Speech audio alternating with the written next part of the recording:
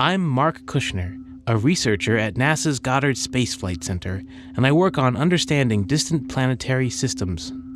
A major quest of astronomers during the past 30 years has been to discover exoplanets and learn how they form. One strategy is to search for lots of young stars still surrounded by protoplanetary disks and debris disks. These clouds of gas, rock, ice, and dust are the same types of environments that gave rise to our own solar system. From 2010 to 2011, NASA's WISE mission scanned the entire infrared sky and captured beautiful imagery. I'm most excited about this imagery because of all the new disks we can find in it. The WISE mission imaged about 500 million objects all over the sky. Only a few of these sources might actually be stars with disks, but we can't find them with computer software because the clues are too subtle. The human eye can sort things out, but it would take years for astronomers to visually evaluate all the possible sources. That's why NASA and Zooniverse are launching Disk Detective, a new citizen science project. At diskdetective.org, you'll see animated flipbooks of images from the WISE All-Sky Survey and other projects. Some images show protoplanetary and debris disks, the homes of extrasolar planets. Others contain galaxies, asteroids, nebulae, and other objects.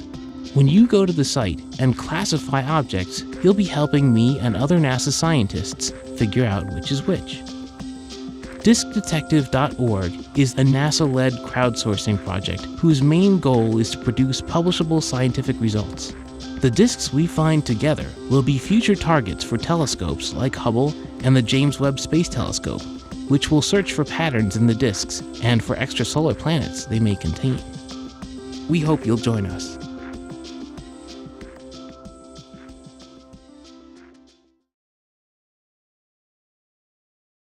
So we're going to now contribute to citizen scientists and help astronomers classify some of these thousands of images that we've been learning about that come from WISE. You're going to open your free Zooniverse account. It's quite easy to do that, and be sure to do that here. There'll be a sign up area in this corner. I'm already logged into my account.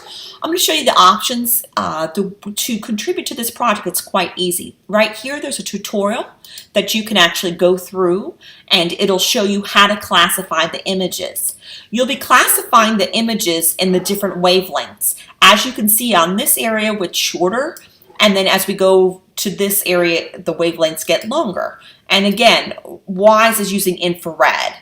So it'll give you some help with classifying the stellar disks. They have a shortcut area, which you can use that and take a look at that, but I did not find a need for that because we're only going to classify, you're only required to classify 3 images for this course. If you want to do more, that's up to you. Also, this is very helpful. It gives you a good guide of what you're looking for and what's a good picture and what's not a good picture. All right, so be sure to look at that as well. There's a favorite. If you find something that you really like and you log back in again and you want to revisit that picture again, you can do that.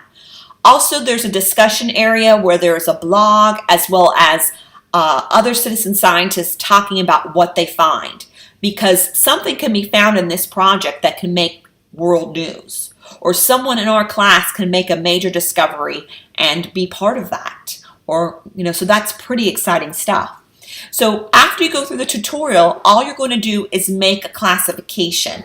Okay, so you're going to I would classify based upon looking at all these different wavelengths, and based upon the user's guide that I went through, I would say none of the above, good candidate, and click finish. And then move forward onto the next image. Be sure to take a screenshot of each image that you classify and upload it to your class. Do 3 different images. So you should be uploading 3 different screenshots. They can be on a Word doc, or you can just upload the screenshot themselves. All right, and your instructor will open them and make sure that you've done the classification. So after you go through the tutorial, you make your classification, you click finish, and then you'll be given your next picture, and you're going to classify that one as well.